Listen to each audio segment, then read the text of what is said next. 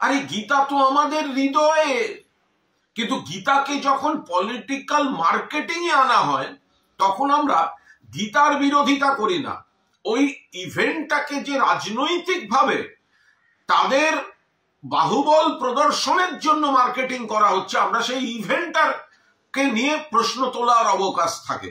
একইভাবে মুসলমান ধর্মেও কেউ মসজিদ তৈরি করছেন, করতেই পারেন, কিন্তু সেটা যদি অন্য রাজনৈতিক দলের চক্রান্ত বা প্ররোচনার ফাঁদে পড়ে একটা পলিটিক্যাল ইভেন্টে পরিণত হয় এবং সেটার উদ্দেশ্য অন্য কিছু থাকে, সেক্ষেত্রে সেটা সাংগঠনিক শৃঙ্খলা বিশৃঙ্খলা তাদের পর্যবেক্ষণের আওতায় পড়ে যায়।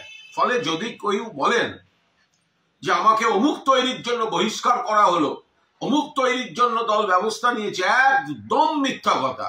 মন্দির, মসজিদ, গির্জা বা যেগুলি আরাধ্য স্থান বা যেগুলি পবিত্র স্থান, সেগুলির জন্য তৃণমূল কংগ্রেস ব্যবস্থা নেয়নি, ব্যবস্থা নেবে না।